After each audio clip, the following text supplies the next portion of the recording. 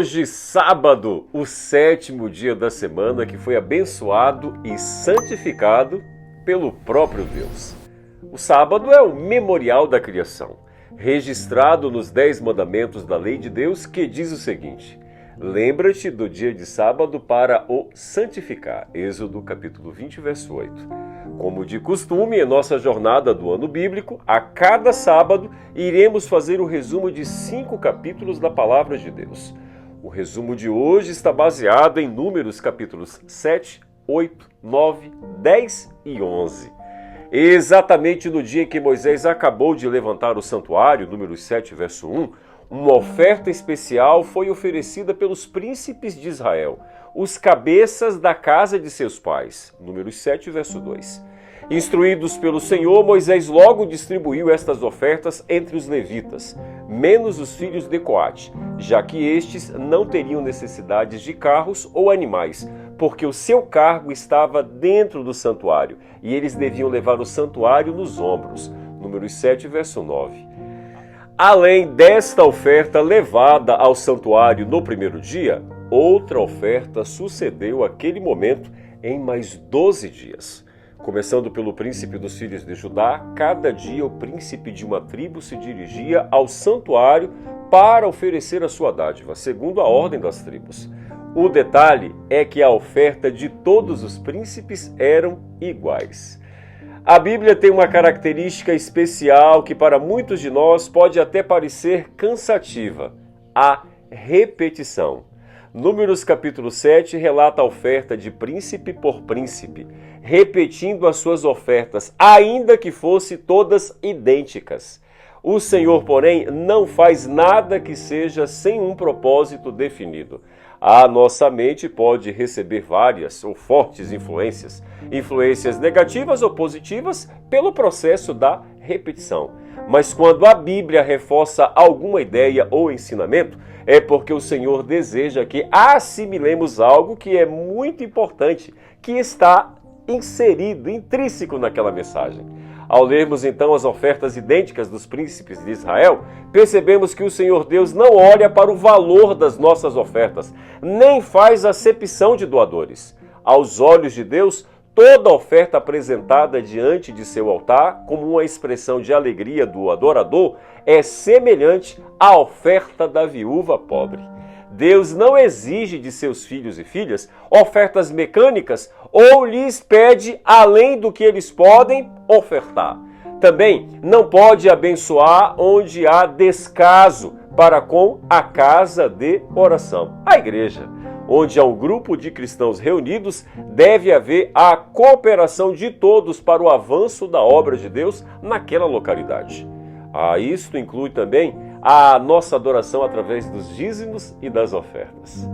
O candelabro, ou menorá, era um dos 3 móveis que ficava no lugar santo do santuário. Sua função era manter o ambiente sempre iluminado. A sua significação, porém, é bem mais ampla e abrangente. Ele representa a Jesus como a luz do mundo e se expande como símbolo do Espírito Santo. É o símbolo do Espírito Santo, que é uma característica peculiar da presença de Deus em sua igreja. É símbolo também da igreja e da palavra de Deus. A luz que emana de Deus através de Jesus é a fonte de todo o poder na vida do cristão. Seu Espírito nos ilumina por meio de sua palavra e nos habilita a viver como igreja que irradia o fulgor do sol da justiça, que é a pessoa maravilhosa de Jesus Cristo. E diante de um mundo que se apressa para o fim, precisamos manter a chama acesa que nos conduzirá até as bodas da eternidade. As festas cerimoniais que compunham o calendário de Israel eram celebradas em datas fixas, instituídas pelo próprio Deus. E a festa inaugural era a Páscoa. No tempo determinado, os filhos de Israel deveriam rememorar a noite que o Salvador os livrou e salvou os primogênitos do seu povo quando libertou o povo de Israel do cativeiro egípcio. A Páscoa era um símbolo de remissão e libertação, uma data para ser observada em família, um privilégio concedido aos naturais como também aos estrangeiros. Todos eram convidados a celebrar a Páscoa do Senhor. Números 9, verso 14. Mas todo aquele que negligenciasse tal privilégio deveria ser eliminado do povo, levando sobre si o seu pecado. Números 9, verso 13 também. A Páscoa simbolizava a entrega do Cordeiro Pascual que tomou sobre si as nossas enfermidades e as nossas dores levou sobre si. O sangue de Jesus foi derramado por nós para que fôssemos salvos do salário e da maldição do pecado. A nuvem da presença de Deus que ficava em cima do santuário era como uma bússola para o povo de Israel.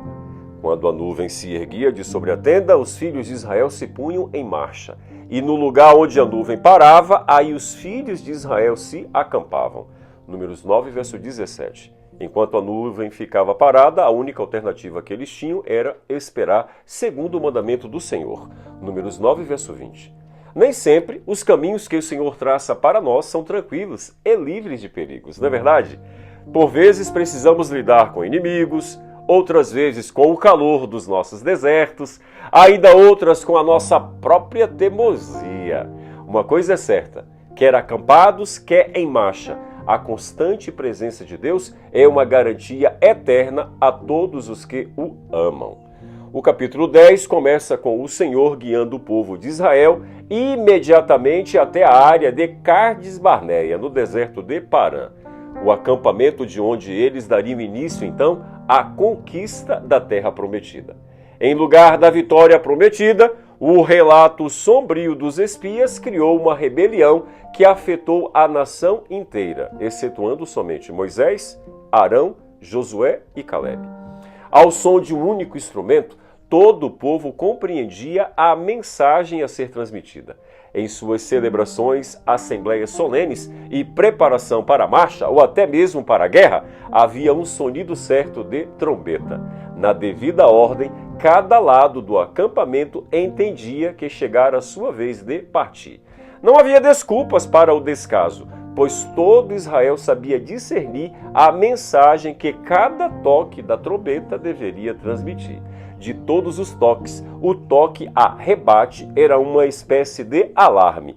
Era um prenúncio de algo que estava para acontecer, geralmente alertando o povo sobre algum tipo de perigo ou até mesmo confronto. Vivendo como peregrinos no deserto, os filhos de Israel enfrentavam muitas privações, mas o cuidado e o zelo de Deus para com eles não lhes deixava faltar nada quanto às suas necessidades básicas. A água da rocha e o maná era uma prévia da fartura que encontrariam em Canaã e deveria ser motivo de grande alegria e gratidão. Acostumados, porém, com os alimentos do Egito, permitiram que seus desejos os dominassem a ponto de assumirem uma atitude de queixa e murmuração para com Deus. O apetite dominou a razão do povo, acendendo-se então a ira de Deus como um fogo consumidor. Então Moisés orou pelo povo e o fogo se apagou. Números 11, verso 2. Em frente à tenda de Moisés, família após família apresentava a sua queixa e, com lágrimas, expressava o seu desejo pelos alimentos da terra do exílio. Vendo Moisés que novamente a ira de Deus se acendera contra o povo, com o coração quebrantado, depois diante de Deus o seu pesado fardo. O grande líder reconheceu a sua impotência diante da obra de guiar o povo pelo deserto. Um povo obstinado e rebelde, que conservava em seus corações as delícias do Egito. Então Moisés pediu a morte, demonstrou então um alto grau de depressão, pensando ser esta a solução para sua profunda angústia. A resposta divina veio na forma de 70 homens designados por Deus para auxiliar o grande líder, dividindo assim aquelas agruras do deserto. Então disse o Senhor a Moisés: tirarei do espírito que está sobre ti e o porei sobre eles. Números 11, verso 17. No tempo determinado, o espírito repousou sobre eles e profetizaram. Números 11, verso 25. 2 deles, porém, Eldade e Medade, não foram à tenda da congregação, como dito pelo Senhor. Porém, o mesmo Espírito foi derramado sobre eles, de modo que profetizaram no arraial.